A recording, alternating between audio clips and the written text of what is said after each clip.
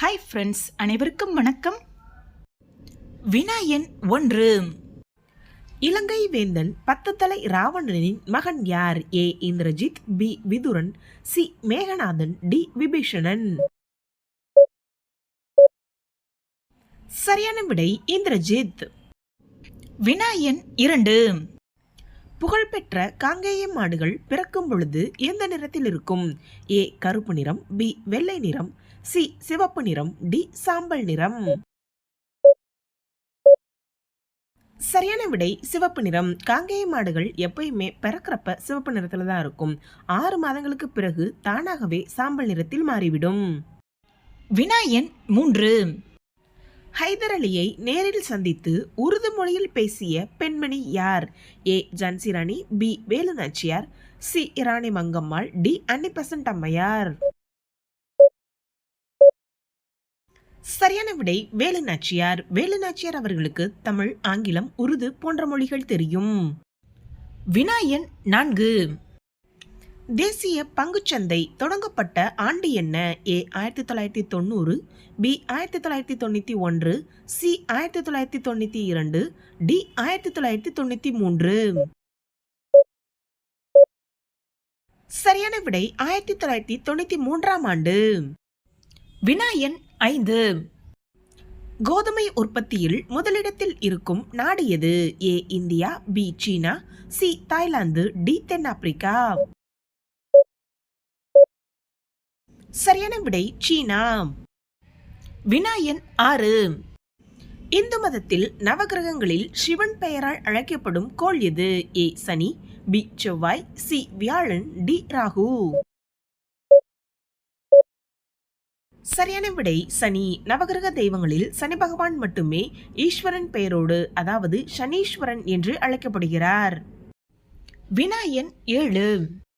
தமிழ்நாட்டில் தட்சிண மேரு என்று அழைக்கப்படும் கோவில் எது? ஏ ஸ்ரீரங்கநாதர் கோவில், பி ஸ்ரீவில்லிபுத்தூர் ஆண்டாள் கோவில், சி மதுரை மீனாட்சி அம்மன் கோவில், டி தஞ்சை பெரிய கோவில். சரியான விடை தஞ்சை பெரிய கோவில். வினா எண் 8. செயற்கைக்கோள் உதவியுடன் தொலைக்காட்சி வழியாக மக்களுக்கு கல்வியை எடுத்துச் செல்ல உதவி புரிந்தவர் யார்? A doctor APJ Abdul Kalam, B Vikram Sarabhai, C Mylswamy Annadurai, D Sivan.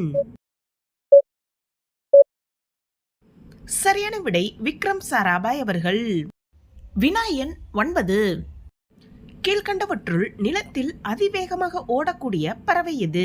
A நெருப்புக்கோழி, B வான்கோழி, சி காட்டுக்கோழி, டி ஹம்மிங் பறவை. சரியான விடை நெருப்புக்கோழி. வினா எண் 10. ஒரு மனிதன் ஆரோக்கியமாக இருக்க ஒரு நாளைக்கு எத்தனை வேளை உணவு சாப்பிட வேண்டும்? ஏ 1 வேளை, பி 2 வேளை, சி 3 வேளை, டி 4 வேளை. சரியான விடை 3 வேளை. மனுஷர்களா பிறந்த எல்லாருக்குமே ஒரு நாளைக்கு 3 வேளை உணவு சாப்பிடுறது நல்லதுன்னு பரிந்துரைக்கப்படுது. அது காலை உணவு, மதிய உணவு, இரவு உணவு இப்படின்னு 3 வகைகளா பிரிக்கப்படுது. ஒரு ஆரோக்கியமான நபர் ஒரு நாளைக்கு காலை, மதியம் மற்றும் இரவு ஆகிய 3 வேளைகள் சாப்பிடுறது சிறந்தது என்று மருத்துவர்களால சொல்லப்படுது. இந்த 3 வேளை உணவு அப்படின்றது ஆரோக்கியமான நபர்களுக்காக மட்டும்தான் பரிந்துரைக்கப்படுது. அதுவே எடை குறைவாக இருக்கிறவங்க, இல்லைன்னா உடம்புல ஏதாவது பிரச்சனையால பாதிக்கப்பட்டவங்க இருந்தாங்கன்னா அவங்களுக்கு ஒரு நாளைக்கு 4 முறை சாப்பிடலாம் அப்படின்னு மருத்துவர்கள் பரிந்துரைக்கிறாங்க. அதே போல நம்மள நிறைய பேரு காலை உணவு சாப்பிட்றதே கிடையாது. ஆனா மதியம் நல்ல நிறைய உணவுகளை சாப்பிடுவோம். இந்த மாதிரி அடிக்கடி சாப்பிட்றனால நம்ம உடம்புல தேவையற்ற கொழுப்புகள் சேர்றதா மருத்துவர்கள் சொல்றாங்க. ஒரு மனுஷனுக்கு ஆரோக்கியமா இருக்கணும் அப்படின்னா காலை உணவு, மதிய உணவு மற்றும் இரவு உணவு இந்த 3மே முக்கியமான உணவுகள் தான். இன்னும் ஒரு சிலர் என்ன பண்ணுவாங்கன்னா காலையில உணவே 11 மணி 12 மணிக்கு தான் சாப்பிடுவாங்க. மத்தியான உணவை 1 மணிக்கெல்லாம் சாப்பிடுவாங்க. இந்த மாதிரியும் சாப்பிடக்கூடாதுன்னு மருத்துவர்கள் சொல்றாங்க. ஒவ்வொரு உணவிற்கு இடையிலுமே 3 மணி நேரம் இடைவெளி இருக்கிறது ரொம்பவே முக்கியம். அதே போல நீண்ட நேரமா உணவு எடுத்துக்காமையும் நம்ம இருக்கக்கூடாது. அது நமக்கு வாயு, நெஞ்செரிச்சல் அல்லது அசிடிட்டியை அது ஏற்படுத்தும்.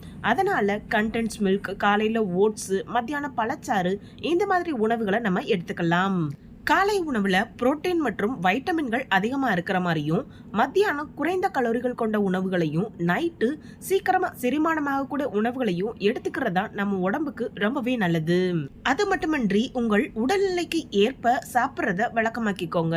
பரிந்துரைக்கப்பட்ட நேரத்துல மட்டுமே உணவுகளை சாப்பிட்றது உங்களோட செரிமான அமைப்பை சரியா செயல்படுறதுக்கு அது உதவியா இருக்கும். நீரிழிவு நோயாளிகள், அதாவது சர்க்கரை நோய் இருக்கிறவங்க ஒரு நாளைக்கு 3 முறை கண்டிப்பா சாப்பிடணும்.